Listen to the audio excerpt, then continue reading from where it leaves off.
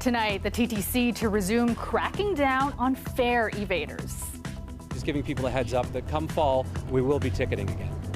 Attention commuters, fare inspectors will soon be back in full force. The TTC saying it will be making changes to its approach, but critics are still concerned some riders will be targeted unfairly. But I think the inconsistency is a little bit strange. It's almost like they're drawing from different sources of information.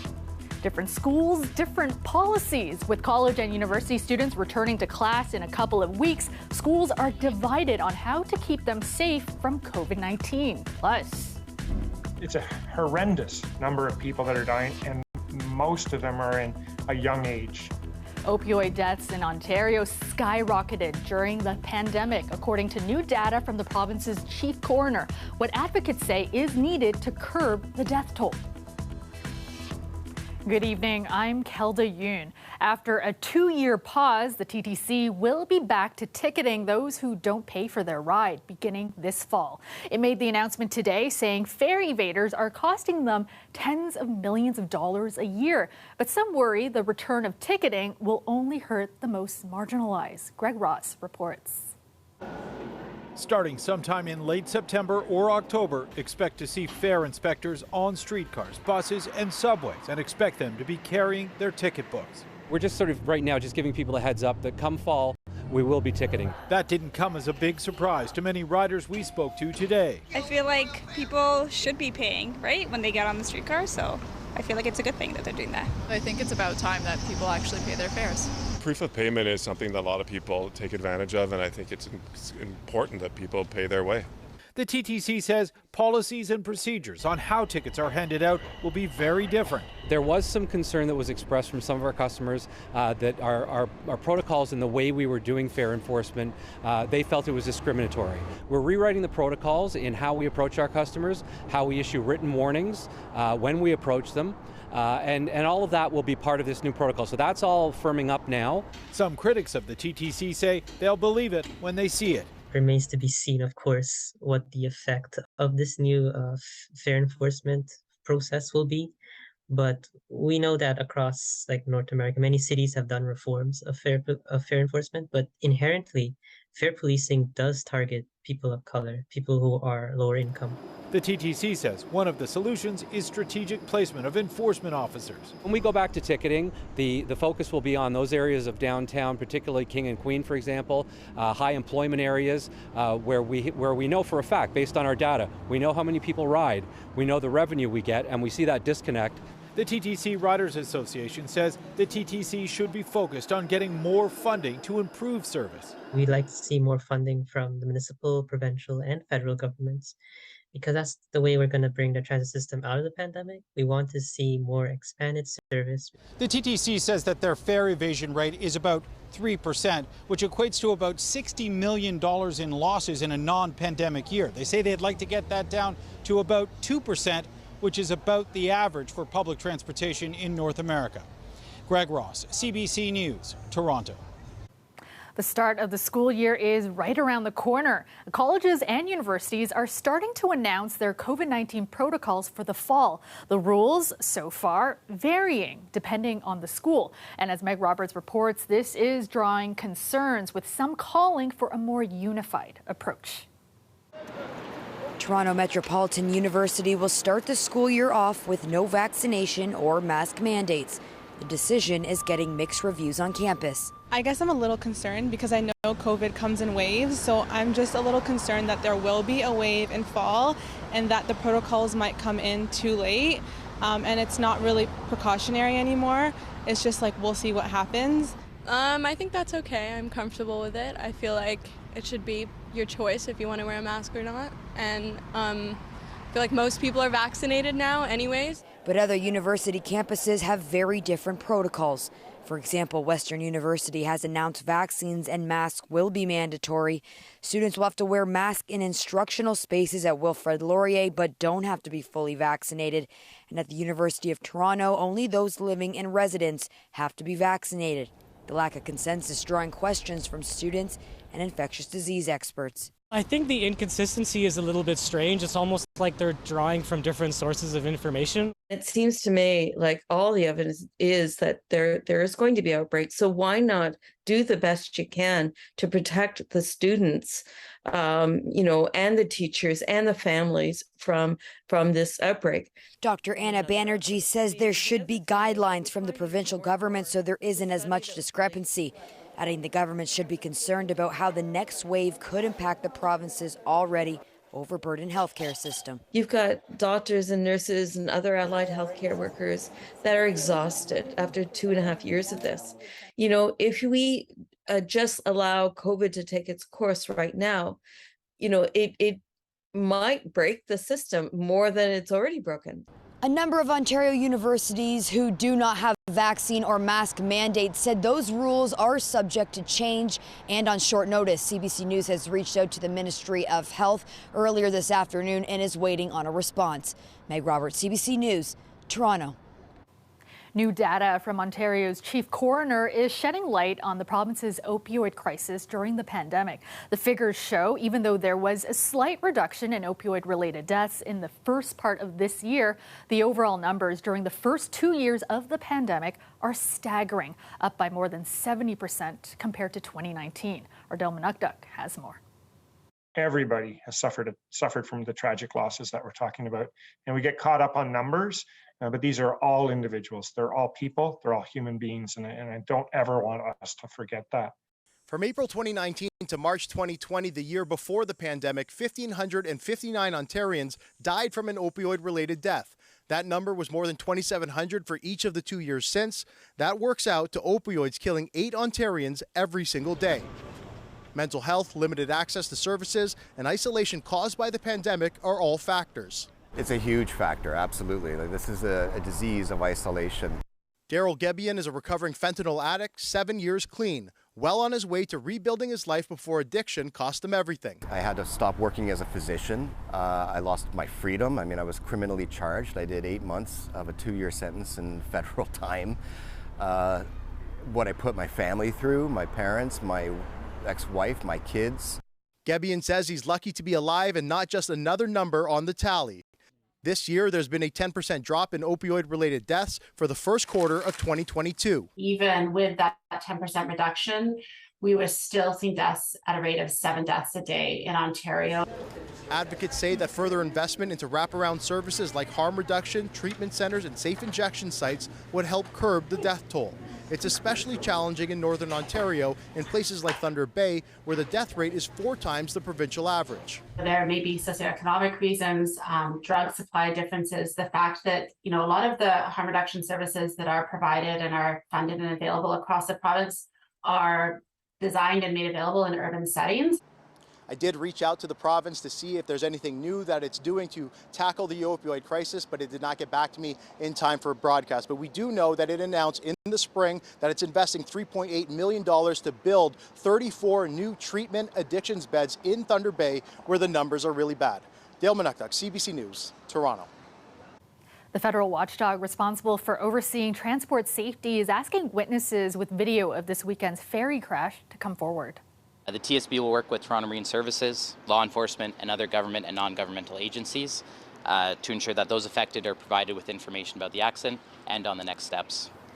The Transportation Safety Board says they are currently assessing what caused the crash and are looking at maintenance history and examining equipment. And they will then look at the sequence of events. The TSB says their job is not to assign blame or look at possible human error. The Sam McBride ferry crashed into the docks on Saturday afternoon while it was unloading. Transport Canada has cleared the vessel to resume service. The city says that will happen tomorrow. Ahead of October's municipal election, Mayor John Tory held one of his first campaign-style events today, making a pre-election promise to build more housing quicker. Tory says that his plan will help with ever-deepening affordability problems in the city. I want to make sure that the city I lead helps young Torontonians to have the chance to live in the neighborhoods where they grew up. And I want senior Torontonians to have the chance to stay in the neighborhood that they've lived in for many years once they make the decision to downsize. And I want to make sure, beyond all of that as well, that this is a city that is welcoming and provides an opportunity to live well for newcomers. Tory's 5-point plan includes allowing more missing middle housing to be built, cutting red tape for developers, and incentivizing the construction of purpose-built rental housing. The average monthly rent in Toronto shot up by 20% in the last year, with the average one-bedroom costing more than $2,200. Detached homes in the city cost an average of more than $1.5 million. All right, let's go to Dali Ashry now with a first look at the forecast. And Dali, nice to see the sun out earlier today. It was out indeed, Kelda. It was beautiful, sunny, dry. The humidity was still around. But tomorrow, that's all going to change, except for the humidity. We're going to see some damp conditions. The rain's going to be around, so make sure you bring an umbrella to work. And then things will get better towards the end of the week. But first, let's talk about that rain. The daytime highs today was 28 degrees, the cool spot in the region, 22 degrees in Ottawa and Kingston, 23. Are we expecting any rainfall tonight? The answer to that is no, we are not. But as you head into work tomorrow, that's when you might see some cloud coverage and the precipitation starting to pick up at around 2:30 p.m. We can see that activity right there, and it will get heavier towards the afternoon. We can see that thunderstorm starting to come through as we head into Thursday. And tonight, temperatures will cool down. We will have it be at 17 degrees. Tomorrow, 29 degrees, 60% chance of rain and a risk of a thunderstorm. And with that humidity that's sticking around, making it feel like 33 degrees. Kelda? Thanks, Dahlia. Ottawa has named a new chief nursing officer as Canada struggles with a healthcare worker shortage. The announcement comes on the same day the Ontario NDP retabled a bill addressing violence against health workers. As Talia Ricci reports, nursing organizations still worry about losing staff in the short term. It's a role that hasn't existed for 10 years, a chief nursing officer for Canada. There is significant work to do from a nursing perspective. The federal government says Lee Chapman was selected based on her leadership experience in several nursing environments. Her valuable input will inform our government's work in our collaboration with provinces and territories to grow the healthcare workforce. And I really do hope that nurses who are in the profession find resources to stay, and I hope that we can make the workplace amenable to that as well, because we absolutely need all hands on deck. This comes as nurses and other healthcare workers continue sounding the alarm about staff shortages. We need to have individuals really come in and see what's going on in our ERs, in our hospitals. So a high ratio of patient to nursing staff, the quality of care becomes questioned. Some emergency rooms have been forced to close for days at a time as a result of the staffing issues. Today, the NDP's health critic announced the reintroduction of a bill that would protect healthcare workers who speak out about violence in their workplace. It will also require hospital and long-term care homes to publicly report on a monthly basis the number of cases of workplace violence and or harassment. In my workplace alone, one nurse was beaten so badly by a patient that she is still unable to return to her previous job. On Monday, Doug Ford, alongside other premiers, acknowledged the problems plaguing Canada's healthcare system. They called on the federal government for help and also asked people who work in the sector for their ideas on solutions. Healthcare workers say they're glad these issues are in the spotlight, but many are worried about the short term.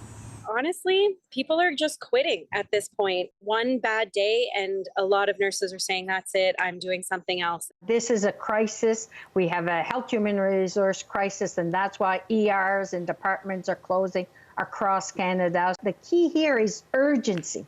Because those who work on the front line say there will be even more pressure on the system in the fall, with an expected rise in COVID and flu cases. Talia Ricci, CBC News, Toronto.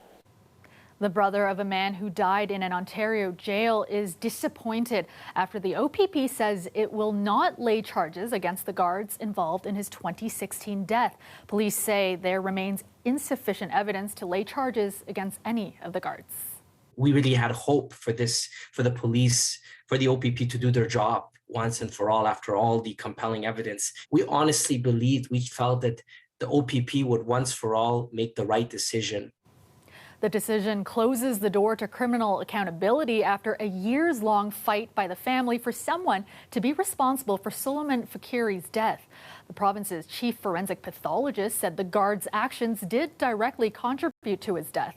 Eyewitness accounts say Fakiri was beaten by guards and was put in a spit hood, and the pathologist said his body was covered in bruises at the time of his death. Fakiri, who lived with schizophrenia, was charged with aggravated assault and was awaiting psychiatric care at a mental health facility.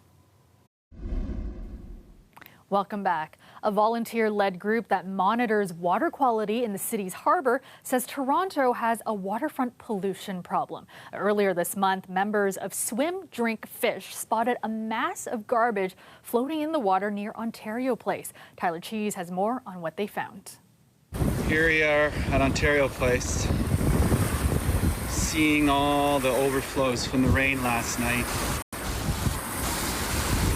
Obviously overwhelmed the storm sewers. Mark Matson was disturbed by what he saw floating in the water the day after a huge storm on July 24th. Plastics, napkins, sanitary naps, condoms, things people flush down the toilet, which really gave us an idea that there was sewage in the area. The garbage came from a combined sewer overflow, or CSO, that emptied into the lake from this breakwall west of Ontario Place. Yeah, and it really was a revelation that that would be discharging into this area, knowing that there's so many people using this in the summer for recreation. This pipe is one of 94 sewer overflow outlets still operating in Toronto. Overflows can occur during heavy rainfall and may contain harmful bacteria, pathogens, and pesticides. The Western Beaches storage tunnel usually collects these overflows, except on July 24th, it wasn't working. During the time that they got these high readings, the tunnel was shut off, bypassed in order to clean it because we're doing a major upgrade there. And the tunnel is now open again to collect all those flows so that doesn't happen. The city is in the middle of a $3 billion plan to stop overflows from reaching natural waterways that people may use for swimming or water sports. But there may be a bigger problem. But in the interim, while it's going into the lake, we need much greater transparency. Swim, Drink, Fish believes the city should alert the public when sewage has been discharged so they can protect themselves. Kingston, for example, uses a real-time monitoring system to inform the public when an overflow has occurred. Experts tell CBC the outdated system can't keep up with the amount of heavy rainfall we see today. As the climate changes, many lakeside communities will need to address the issue. So combined sewer overflows are left over from the older cities. There's a lot of older cities on the Great Lakes. In the meantime, Swim, Drink, Fish wants people to be mindful about what they flush, because it just might end up in the lake. Tyler Cheese, CBC News, Toronto. Ontario Place is not the only spot you might need to avoid for a little while if you're looking to take a plunge. The city is reporting 4 of its beaches are unsafe for swimming amid high E. coli levels. Woodbine Beach is one of the spots reported to have E. coli levels that exceed the city's water quality standards. As you can see here, there are signs and flags warning people not to go in the water. Plenty of people, though, choosing to ignore those advisories. Mary Curtis Park, East, Sunnyside, and Center Island beaches are also on the city's no-swim list. Now, the warning comes after thunderstorms pelted the GTA over the past few days. Officials say water can be unsafe to swim in following heavy storms. The city says its other supervised beaches are still safe to swim. A live look now at the Toronto skyline, mainly clear this evening after a gorgeous day, currently 24 degrees in the city. Let's go back to Dahlia now with a more detailed look at the forecast. And Dahlia, probably not a good idea to take a dip at those beaches we just mentioned, but hopefully people did get a chance to soak in the sun today, because tomorrow it's a different story.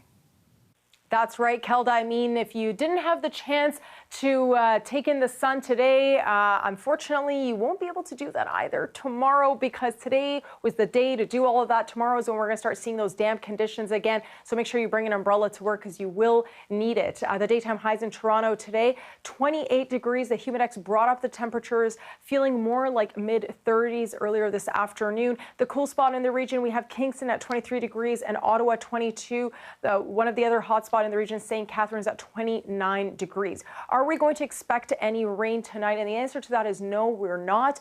But tomorrow, that's when things will start to pick up. We'll start to see the rain pick up at around 2:30 or so. But on your way to work, it's mostly going to be cloudy. And then we start to see that precipitation activity right there at around 2:30 p.m. And then as you head into Thursday, we'll start to see that precipitation activity once again picking up again, a risk of a thunderstorm on Thursday, and that will continue until Friday as well. As for tonight, temperatures will drop to 17 degrees, a little bit more of a cool and another dry nights. But then tomorrow it'll be damp, 29 degrees, and it'll feel like 33 degrees with that humidity. There's a risk of a thunderstorm, about 60% chance of rain.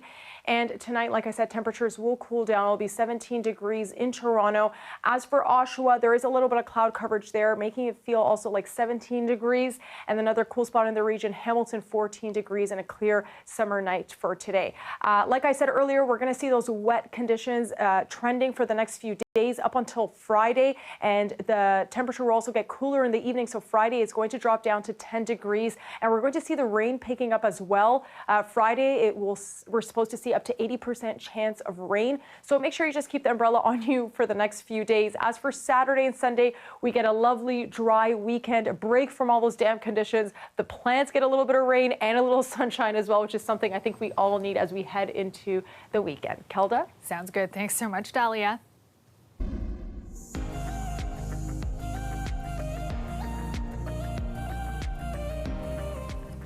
Finally tonight, a sensational art heist mystery is unfolding in Ottawa. One of the most famous portraits of one of the most famous people in history has gone missing. The 1941 photograph of British Prime Minister Winston Churchill was taken by renowned Canadian photographer Yusuf Karsh. It was put on display in the reading room of the historic Chateau Laurier Hotel nearly 25 years ago. Now, when exactly the iconic photo disappeared isn't known because it had been replaced by a clever fake. The last time the original is known to have been seen was in 2019, before the pandemic. Karsh took the photo of a reluctant Churchill after the British Prime Minister had made a wartime speech to the Canadian Parliament. The image is credited with launching Karsh's international career. And that is our show for you tonight. Thank you so much for watching. Chris Glover has your next local newscast tomorrow at 6, and I will see you back here tomorrow night at 11. Have a great night, everyone.